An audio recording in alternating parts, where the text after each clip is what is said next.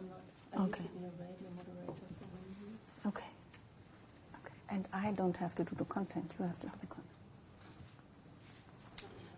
If that has to be positive, it's almost 300. No,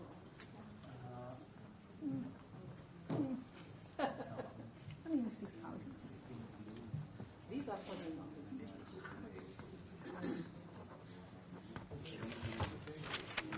Ms. Cook.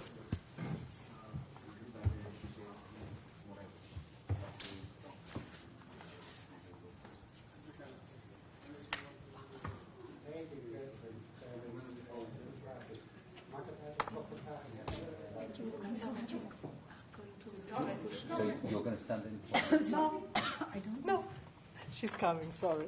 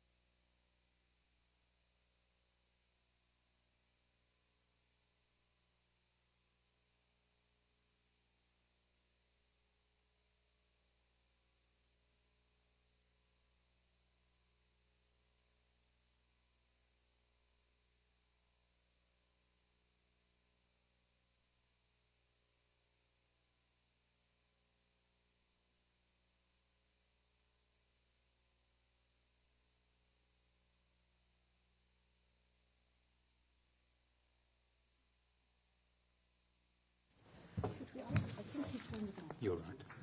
And so you need to press the mic and use it. One's for TV, one's for the webinar. Yeah. So I have to press this as mic well. as well.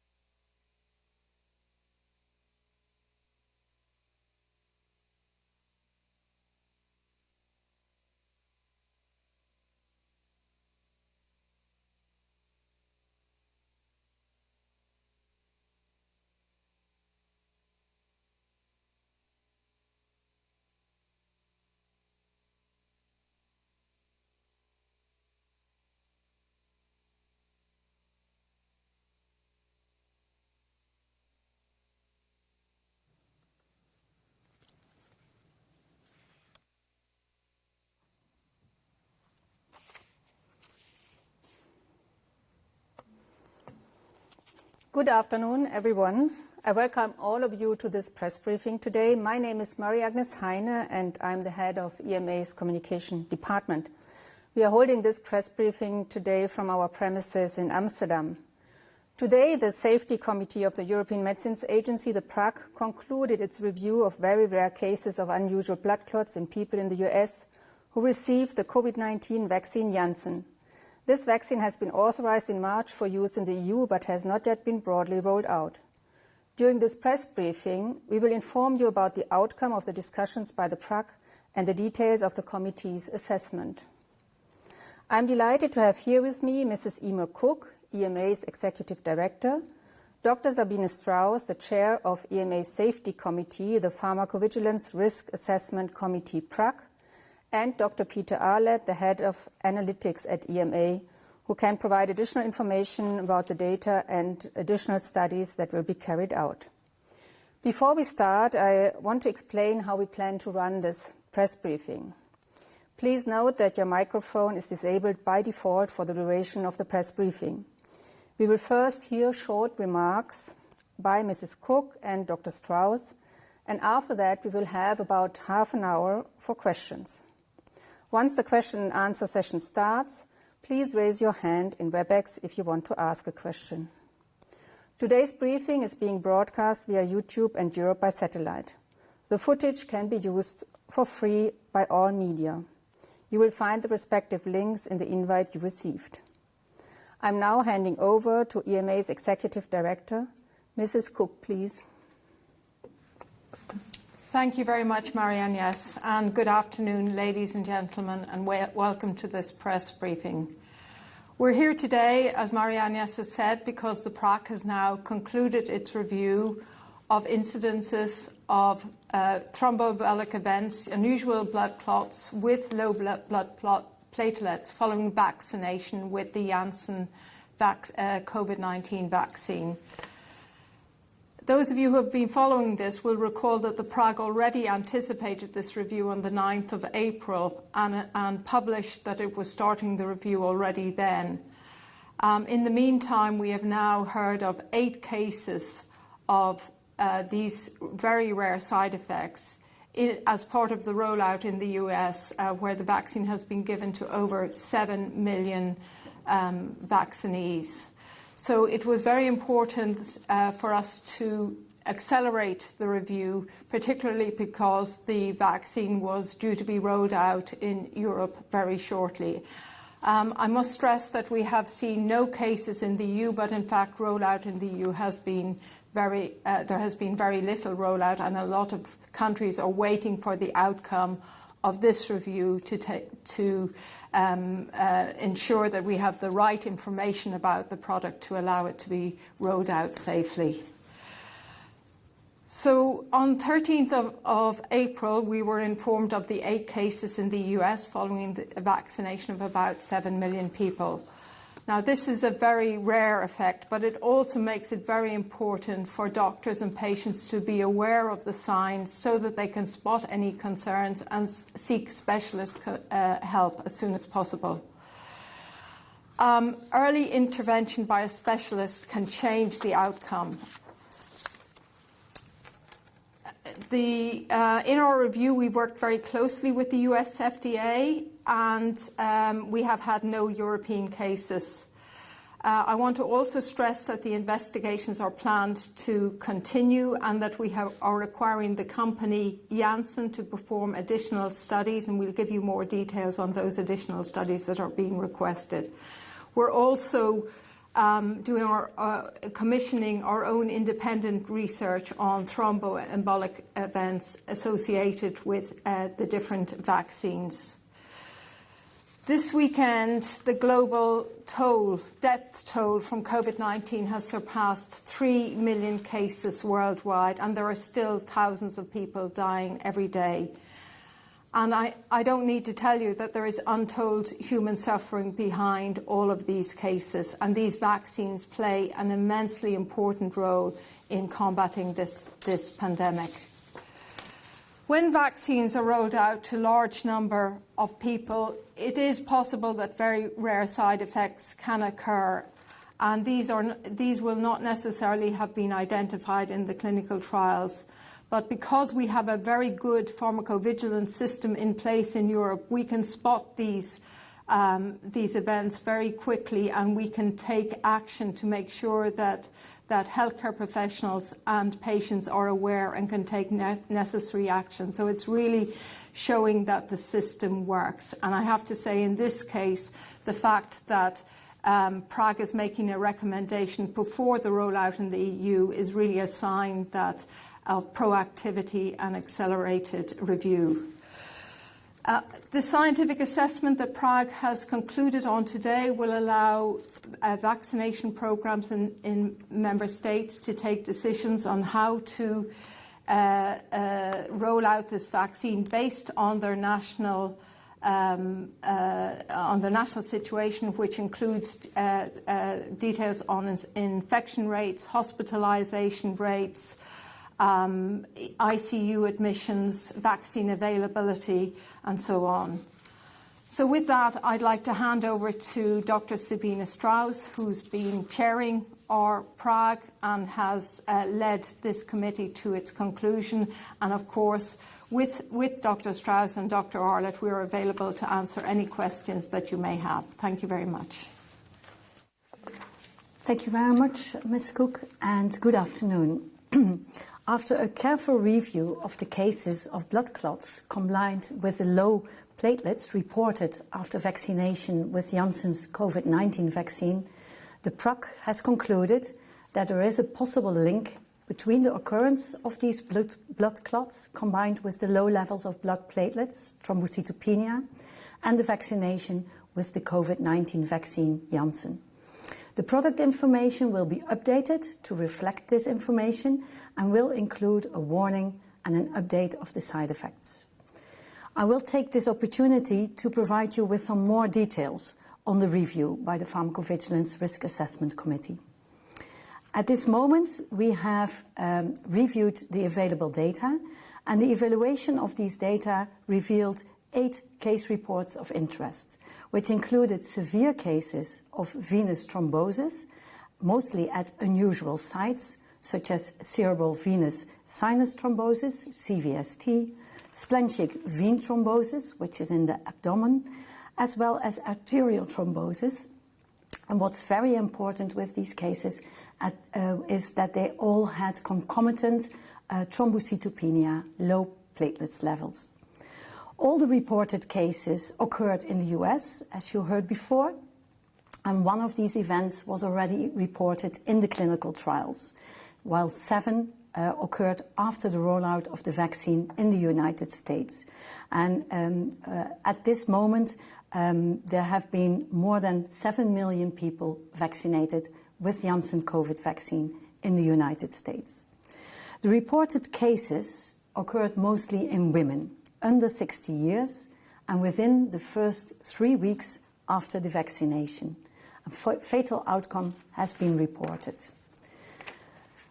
The careful review of the cases and other available evidence have led the committee to the conclusion that these blood clotting disorders are very rare side effects of the vaccine.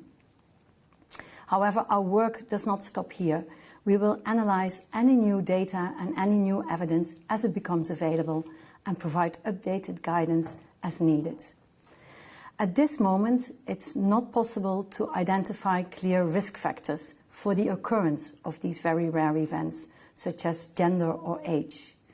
The most plausible hypothesis, as we have seen with the AstraZeneca vaccine, is an immune response that leads to a condition similar to a typical heparin-induced thrombocytopenia hit.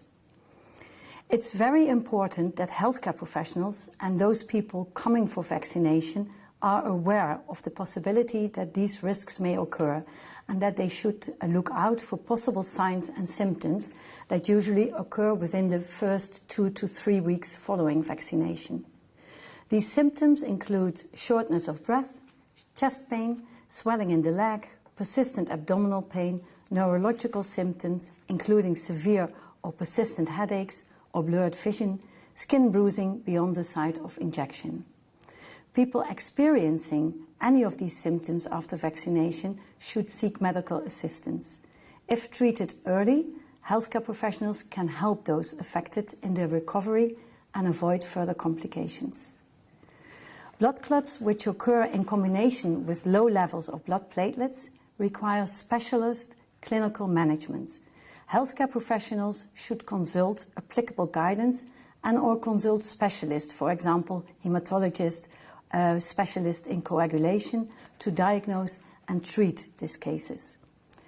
In clinical trials that supported the conditional marketing application, the CHMP assessed that the benefits of the vaccine outweigh the risks and that the Janssen COVID vaccine is effective in preventing infections caused by COVID, a very serious disease. I'm pleased to leave the floor now to our moderator, Ms. Heine. Many thanks, Dr. Strauss and Mrs. Cook. We will now take questions from the floor. But before, I want to explain you again how to raise your hand. So if you wish to ask a question, please click on the emoticon icon at the bottom of the WebEx window, and there you can click on Raise Hands. So when I give you the floor, please unmute yourself and turn on the camera. You can then ask your question. So the first question comes from Ludwig Berger from Reuters. Ludwig, please.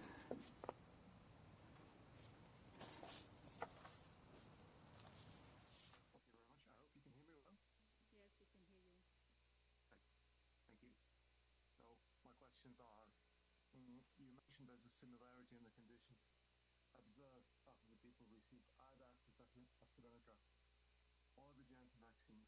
Would you say that the likely mechanism of mode of action is actually the same? And secondly, you say that these people should seek specialists, medical attention from hematologists. Can you actually specify what type of treatment the hematologist should perform on these people affected? Thank you. Many thanks. Those questions are for Sabine, I think, no? Please. Thank you for the questions. I think the most plausible hypothesis at the moment allows us to know what happens at the end of the cascade, so when the cases occur. And then we feel that there is a very similarity with an atypical heparin-induced thrombocytopenia. The cases are very rare. We don't see very often thrombosis combined with thrombocytopenia. And if we discuss CVST, it's only in about 7% of the cases that they are accompanied by low platelet levels. So that's what we know for the moment. Indeed, we have seen that the AstraZeneca vaccine is an adenovirus-based vaccine, just as the Janssen vaccine. So there are quite some similarities between the two vaccines, but there are also differences. For example, the AstraZeneca is a chimpanzee-based adenovirus, and the Janssen is a human adenovirus. And also there are differences between the spike protein, between Janssen and between AstraZeneca. So at the moment, we see that the cases have a lot of similarities. We think that the hypothesis to explain the end of the cascade is probably similar, but it's too early to draw any further conclusions. And as for the treatment, that's indeed a very difficult issue. I think we have consulted specialists previously, and we have also been in close contact and following what's happening with the guidances. At the moment, we are not completely sure that heparin would cause a deterioration in these patients, but out of prudence, because it's comparable with the HIT, the specialists recommend to avoid heparin in these cases and to use a non-heparin anticoagulants. And all the guidelines recommend further treatment with immune globulins, and also for the CVST, there are very specific ways of treating that, for example, thrombectomy. But for the moment, that is as good as we can give any information. In the different member states, there are different guidelines available, developed by learned societies, But I think they all agree on the immune globulins, and they also all agree on avoiding until the diagnosis is made for 100% certainty on the avoidance of heparin. Many thanks. The next question comes from Danny Kemp from AFP. Danny, please. Hi, can you see me? Yes, we can hear you. Thank you. If I'd be cheeky and ask a couple as well. Firstly, could you please give us the updated number of reports for all 4 of the vaccines currently authorised in the EU? And secondly, I just wanted to ask you about Sputnik. Since this uses the same technology, will you be keeping a kind of extra eye on the possibility of clots for Sputnik? And have you indeed seen any reports of blood clots linked to Sputnik? Thank you. Thank you very much. So regarding the updated reports, I'll hand over to Dr. Peter Arlett. And the second question is going to go to Mrs. Cook. But first, Dr. Arlett, please. Thank you very much indeed. So if we look specifically at cases of thrombosis associated with thrombocytopenia, so clots with low platelets, if we look then at the Johnson & Johnson vaccine, we have 8 cases worldwide, and all 8 cases come from the United States, as was presented earlier. If we then look at AstraZeneca vaccine, we have 287 cases, of which 142 come from the European Economic Area. For Pfizer, 25 cases, and for Moderna, 5 cases. The data lock for those is the 4th of April. Thank you. Thanks. Mrs. Cook, on the question regarding Sputnik, please. Yes, so the question was whether we would be taking extra care with the Sputnik vaccine in view of the similarities of the adenoviruses, and also whether we had seen any actual events. So let me first of all say, yes, of course, we will be paying very close attention to this issue during the review of the Sputnik dossier, and so far we have not seen any reports in the context of the information we have been able to review so far. Many thanks. The next question comes from Michael Birnbaum from the Washington Post. Michael, please. Hi. Sorry, I'm just getting my video to work here. Thanks so much for this. I just wanted to ask. So the plan is to start the use of Johnson & Johnson right now. Are there any concerns about starting to use this vaccine while it's still on pause in the United States? And do you have any indication, are you able to tell from the data you've reviewed so far that these blood clotting events are less frequent with Johnson & Johnson vaccine than they are with AstraZeneca? Thank you. Thank you very much. Perhaps we start with the second question on whether blood clots are less frequent. Dr. Strauss, please.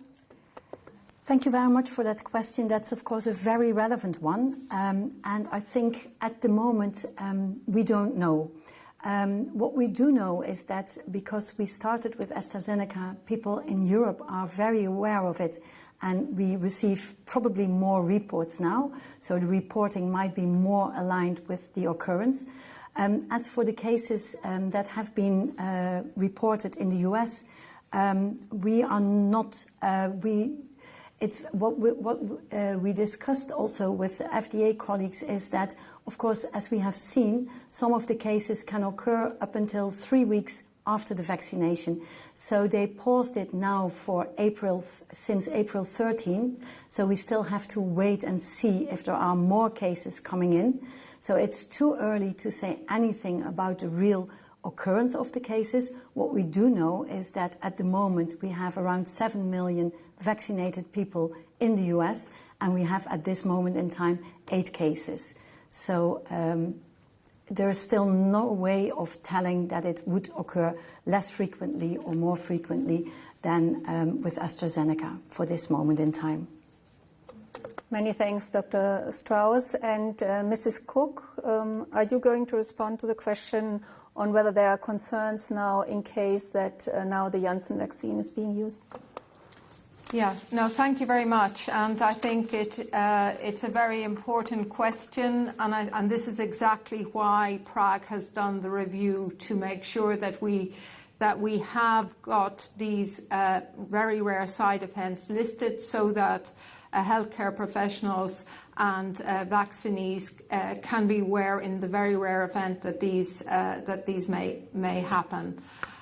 So the benefits, the benefits of the vaccine continue to outweigh these risks, and we now have detailed information in the labelling that alerts to these risks. We have detailed information for the healthcare professionals in case there are any issues. So this is part of the information that is provided on as part of the rollout. So we're confident that it can be rolled out appropriately. Many thanks. The next question comes from Naomi Kreske from Bloomberg. Naomi, please. Hi, thanks for taking my question. Can you tell us more about what additional studies you'll be requiring of Johnson & Johnson as they restart the rollout of the vaccine in Europe? Very much. Mrs. Strauss, can you respond to this question? Yeah, we already have quite some studies in place for the Janssen vaccine, and those studies already include also research in coagulation parameters, so to better address this possible link with the thrombosis, thrombocytopenia. And we also have, like was highlighted before, commission studies from EMA that are in place, and we will be discussing the need if this is sufficient or if we need additional studies, because a lot of it is already being addressed in the different studies that are requested for this vaccine. Many thanks. The next question comes from Helen Collis from Politico. Helen, please. Hi there. Is it too early to say if this is a class effect? I know that was touched on earlier. And also, you said that so far you have not seen any reports of these unusual blood clots with thrombocytopenia with Sputnik. But is your review, what data is this based on? Is your review limited to clinical trial data, or have you seen any data from the Russian rollout or in Hungary or any other countries where it's being used? Thank you. Thank you very much. The first question goes to Dr. Strauss and the second one to Mrs. Cook. But please, Dr. Strauss. Thank you very much. And indeed, it's these very rare and very specific cases of thrombosis and thrombocytopenia have occurred firstly with AstraZeneca, which is an adenovirus vector vaccine, and also now with Janssen. But like I highlighted previously, there are differences between the two vaccines. One is using chimpanzee vector, the other one a human vector, and also the spike proteins are different between the different vaccines. So it might be possible that there is a class effect, but I think it's really too early to conclude on that yet. Many thanks. Mrs. Cook, can you look into the data that we're currently looking at for Sputnik? Yeah, and maybe I wasn't clear when I made my remark on Sputnik. So our review of the Sputnik dossier is really at an early stage. So we haven't got to the point of looking at the pharmacovigilance reports because we're not at that stage yet. But now that we're alerted to this as a possible side effect, it means we pay extra attention to it, and we make sure that any reports that will come from the use in the field, wherever that may be, will be part of the company's obligation to report to us. But the reason we haven't seen it is because we're not at that stage of our evaluation so far. Thank you. The next question comes from Naomi O'Leary from the Irish Times. Naomi. Hi, thank you very much for taking my question. My question is about, I know we said that it wasn't possible to at this point conclude age and sex risk factors, but at an earlier stage there were suggestions of looking into things like contraceptive pill use, smoking, things like that. Does the hypothesis that this is an immune response help us narrow down what could be potential risk factors like that? Are we any way further down that road at this point? Thank you very much. Thank you very much. Dr. Strauss, please. Thank you very much. And yes, it's a very important question, and it would be extremely helpful if we had more information regarding this on who should we monitor and what should we look for exactly in patient or in people who will get the vaccine. We are very aware of that, and we have researched it and investigated it. As for the 8 cases that we have now for the Janssen, what we do know is that there is one case who used an oral contraceptive. That is in itself a risk factor to get CVST at a young age, but otherwise there were no specific risk factors available that we know of in these 8 cases. So we haven't progressed a whole lot on this, but further research is ongoing and will continue in order to see if we can find certain risk factors or if we can identify patients who would be at a higher risk of the occurrence of this thrombosis together with the thrombocytopenia. Thank you very much. The next question comes from Martina Davis-Gridner from the New York Times. Martina, please. Thanks so much for your time. I'll try and be quick. Firstly, I just want to clarify something in popular language. The headline of your statement says there is a possible link, but then you're telling us that you're intending to list this as a side effect. Is it a possible side effect, or is it a side effect for just ordinary people reading our stories and reading these warnings? Another question on process is your statement today comes before that of the U.S. authorities, yet the U.S. authorities said they needed more time. Can you speak a bit about what led you to rush ahead? I know that you wanted to come out before the rollout, but it's just an interesting asymmetry to the American authorities, who are also looking at the same data as you are. So if you could illuminate us on that. And I have 3 very brief, more scientific questions, if I may. Earlier, it was mentioned that the Pfizer vaccine had 25 cases of CVST, and Moderna had 5 reported cases in varying populations. Are these also being looked at as safety signals? And if not, why not? Another question on the science. One of the 8 cases reviewed has been listed as details pending. Can you say if all 8 cases had CVST? And would you say that CVST is the defining hallmark of this side effect or possible side effect? Or is it possible that this cluster of cases will include patients who had clots elsewhere in the body but not in the brain, plus the low platelets? Thanks so much. Okay, many thanks. Let's take these one by one. Perhaps Dr. Strauss first with the last one on the 8 cases, and then perhaps also the first one with a possible link, whether it's a possible side effect or a side effect. Thank you very much. And indeed, many of the cases have CVST, but not all of them. Of these cases, of these 8 cases, 7 had CVST. 3 of them had also thrombosis on other sites in their body.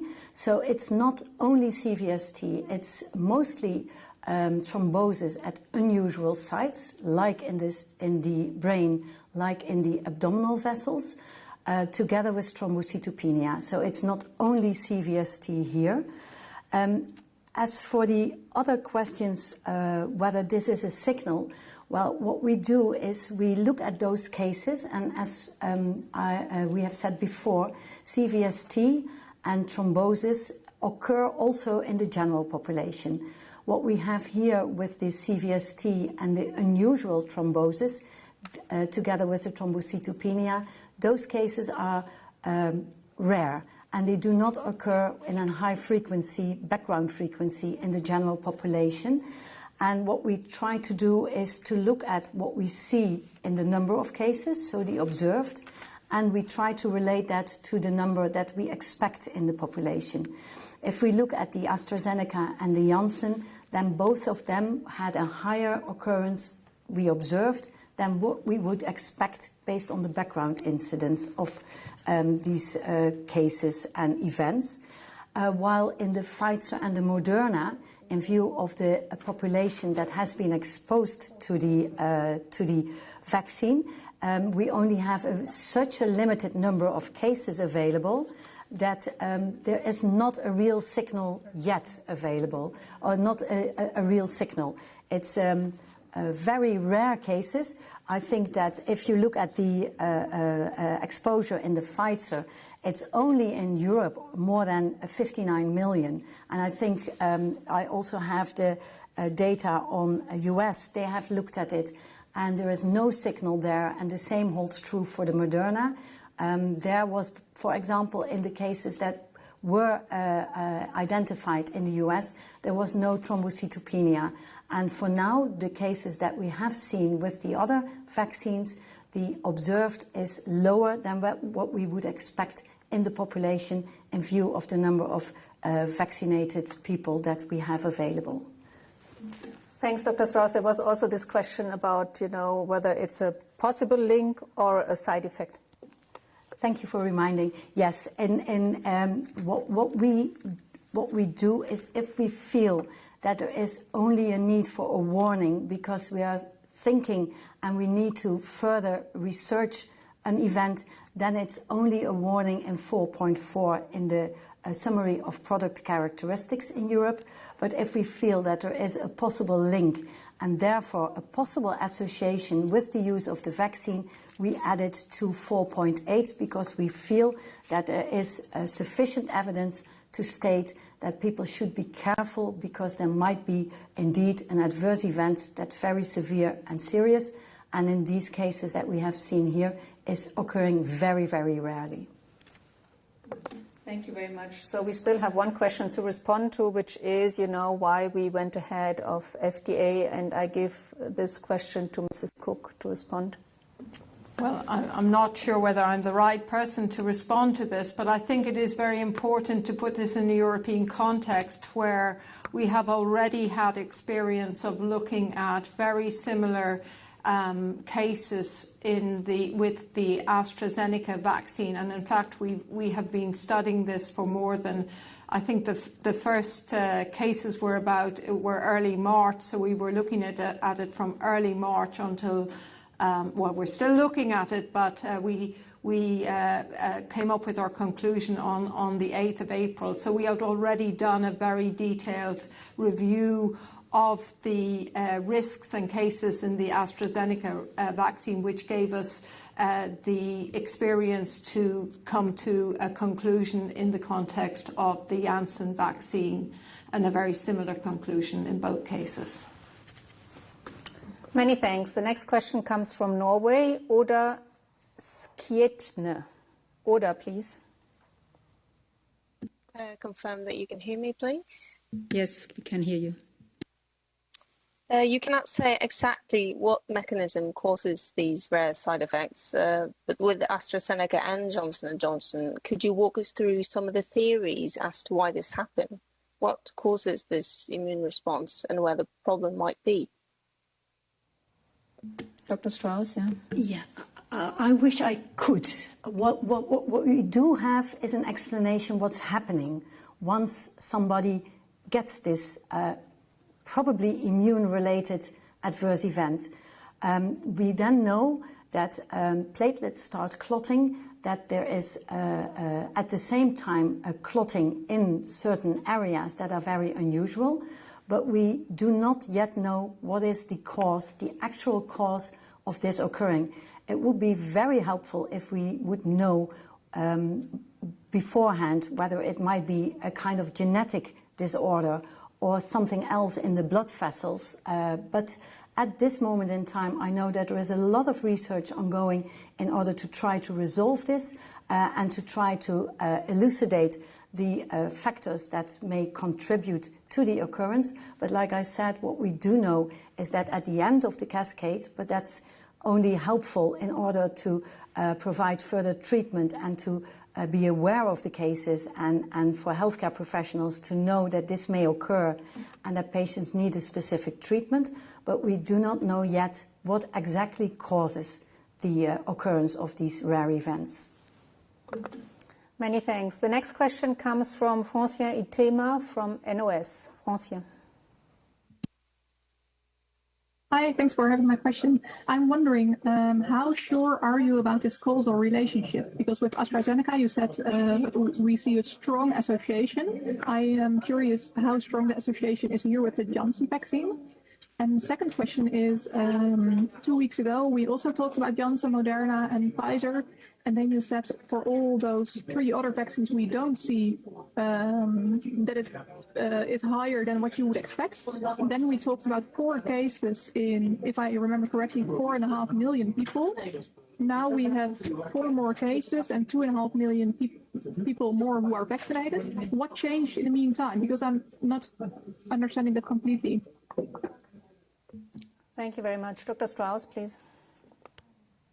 Thank you. I think what we have here for the Janssen is fewer cases at this moment, and therefore it's we have less information.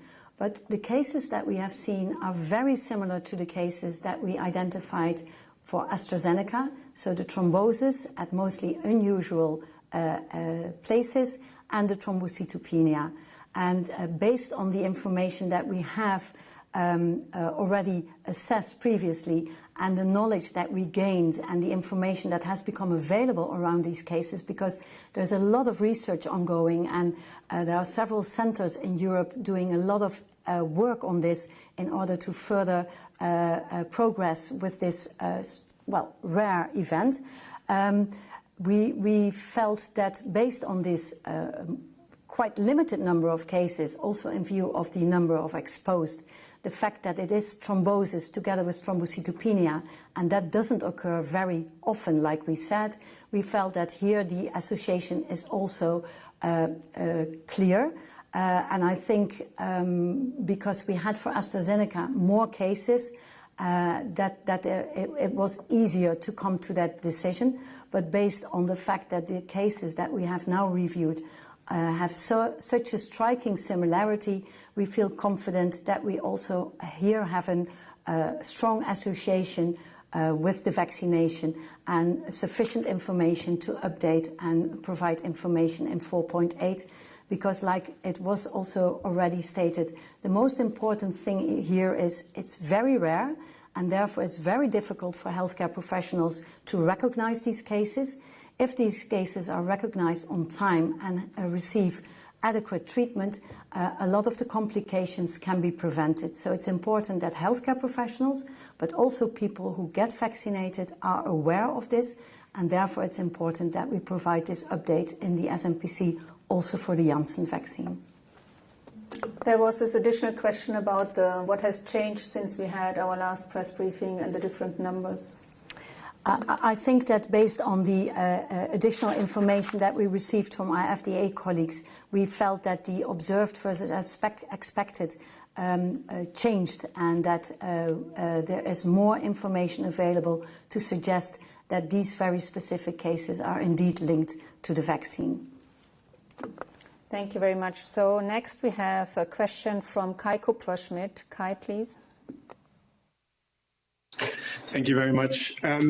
Also, quickly, too, if I may, you said it's too early to really know what the early part of the mechanism might be, but there is a paper out from Andreas Greinacher's group, a preprint at least, suggests it does have to do with a lot of the human proteins that are in the vaccine, so basically from the HEC293 cells in which the virus is grown. And it raised the question in my mind whether there are clear cutoffs in these vaccines about how much of these human proteins can be in there from the cell culture. Has that been checked? Is that part of what you're looking at? He also raises the EDTA. I'm curious what you think about that. And then just to be clear, because there's a lot of debate already on Twitter about this, the cases that you mentioned with Pfizer and Moderna, they were thrombosis with thrombocytopenia. Can you specify where they were? They clearly weren't in the US. Was it just Europe, these numbers? Thank you very much. Dr. Strauss, please. I know I follow the work from Professor Greinacher very carefully, and he had also a press conference last Friday that I think several maybe of your colleagues attended. It's very difficult because there are theories, and I think that it's indeed important to look at all the different possibilities because we, at the moment, we are not sure yet. As you know, Professor Greinacher has also been part of the group that has evaluated the hit-like occurrence, and his group is very experienced in this research. So we follow his work very clearly, but at the moment it's too early to say anything about a certain hypothesis, but we will follow up very carefully on that. And then I forgot the second question. Oh, that ED. Exactly. Thanks. Peter, can you please go ahead? Yes, so thank you very much. It was going back to the numbers of cases reported. So when I spoke previously, I mentioned a data lock of 4th of April. I should correct that. It was the 13th of April. And we had 25 cases for Pfizer and 5 for Moderna. These are cases in the EudraVigilance database, and there's a legal obligation on the company for Pfizer and for Moderna to report all worldwide cases of serious reactions to us. The 25 cases are thrombosis with thrombocytopenia, and for Moderna, the 5 cases are thrombosis with thrombocytopenia. Thank you. Thank you very much. The next question comes from Vasiliki Angouridi from News for Health. Vasiliki. Hello, and thank you for taking my question. So, you talked a little bit about the signs that people that get vaccinated should look out for, and also health professionals. Could you just repeat what those signs may be, and are they the similar signs you see with people that have side effects from the AstraZeneca vaccine? And also, is there any are you worried that these cases and the continued problems that arise in the vaccination programs throughout Europe would impede the immunization of the European population throughout? Thank you. Thanks, Vasiliki. I think these are 2 questions. The first one by Dr. Strauss and the second one for Mrs. Cook. Thank you very much. As for the symptoms to look out are shortness of breath, chest pain, swelling in the leg, persistent abdominal pain, neurological symptoms, and that includes a severe headache or persistent headache, blurred vision, and skin bruising beyond the site of the injection. Those are the most telling symptoms that we have been able to identify based on the careful review of the cases. Many thanks. And now Mrs. Cook, regarding whether we are concerned regarding the vaccination campaigns. Yeah, I think that what we want to do is make sure that people have the facts and the information available to them to take action in case of these possible and very rare side effects. But I have to stress again that they are very rare, and that in the vast majority of cases, these vaccines are going to prevent death and hospitalization from COVID-19. And COVID-19 has a very high mortality rate in a number of populations as well. So we always have to balance the benefits of a vaccine with the potential risks, and this is part of the evaluation that has been done by PRAC so far. Many thanks. So before we close, we take another 2 questions. The next one is Anja Ettel from Die Welt. Yes, hello. Thanks for taking my questions. I have just an updated one because you just gave us some updated numbers about CVSD cases after vaccination. And I'm just interested to know when exactly can we expect more information or even a detailed analysis about these new cases of CVSD and SVT, especially for the vaccine of AstraZeneca. And in the signal assessment report of April, there was a debate about changing the section 4.4 of the SMPC of Vaxibria. And to be more precise, some member states proposed to include a warning, and I quote, benefit risk should be considered taking into account the availability of the alternatives and epidemiological local data. And some members even proposed to also include it in section 4.1. But I think in the end, this phrase never appeared, not in section 4.1 and not in 4.4. So could you tell us why, please? And if there is a formal assessment needed for 4.1, when will this assessment be concluded? And also a little question about AstraZeneca and the specific obligation deadline, which ends on April 30th, I think, and they should include data for the elderly from the latest US study. Did the company already provide these necessary data? And which kind of guidance will EMA give with view to the fact that the doses interval there is 4 weeks and not 8 or 12 or even 26 weeks like we've read before? Thanks a lot. Thank you very much. Regarding AstraZeneca, you know that the process is still ongoing, but I'm now handing over to Dr. Strauss. Thank you. Well, in 4.1, there is already information that the vaccine should be administered in accordance with local guidelines and local information. So that's already there in 4.1. So we felt that it wasn't useful to add anything in addition to that, because we felt that was a very clear statement.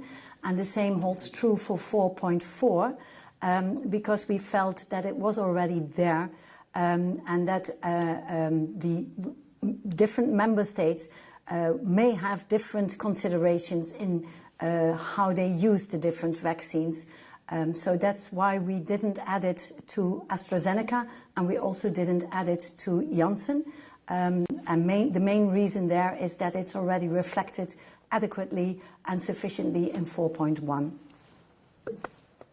Thank you very much. Perhaps Mrs. Cook. Maybe if I could just also add, because in fact we didn't want to focus on the AstraZeneca review during this press briefing, because the review is very much ongoing and will continue to be ongoing. But you will have seen that we did publish an update on our review of the AstraZeneca and now we have involved the Committee for Human Medicinal Products. So there's a lot of discussions ongoing at the moment, and we would expect to be able to provide some further updates by the end of the week. And I also want to hand over to Dr. Arlett regarding probably the additional information and when we can expect it.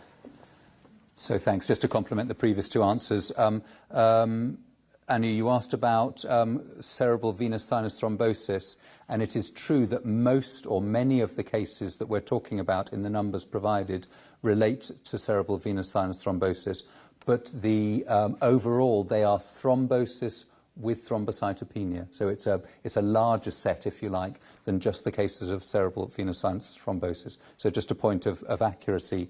You asked about when you might see more detail. Well, obviously assessments reports generally get published, and we would hope that will happen in the coming days. And you asked about the US data.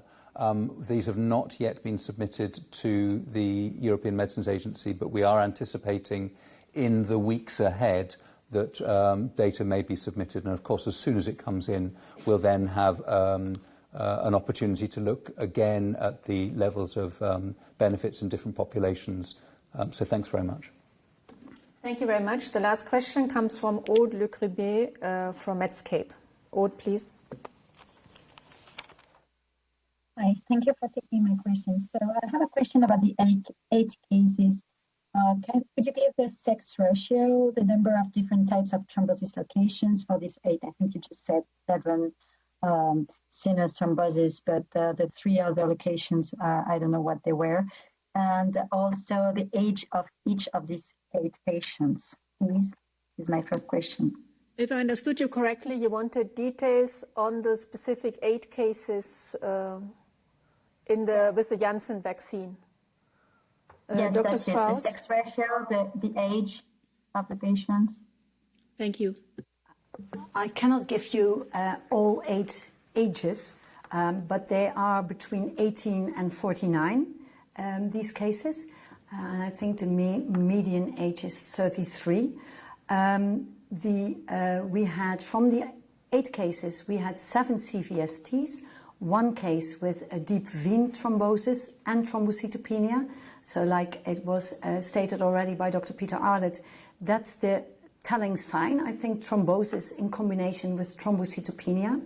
And the other locations were a splanchnic vein and arterial thrombosis. Okay, many thanks. So we are now closing this press briefing. Thank you very much for your questions and for attending today. If you have any further questions, please do not hesitate to follow up with our press office. And also please check out our website at ema.europa.eu, because here you will find a lot of additional information on safety monitoring of COVID-19 vaccines in Europe. So thanks again also to our speakers, and have a good rest of the day. Thank you very much.